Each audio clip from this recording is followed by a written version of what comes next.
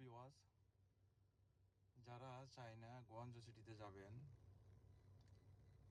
5 star হোটেলে থাকার ইচ্ছা আছে, তারা চাইলে গার্ডিয়ান হোটেলে থাকতে পারেন। এটা 5 স্টার হোটেল, খুবই সুন্দর। আসলে এখানের পরিবেশ এতই ভালো, বলার মতো না।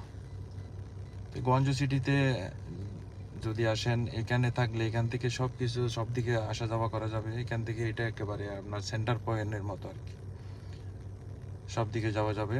এবং হোটেলের মান অনেক খুবই ভালো, হোটেলের মান খুবই ভালো, যেহেতু 5 স্টার হোটেল অবশ্যই।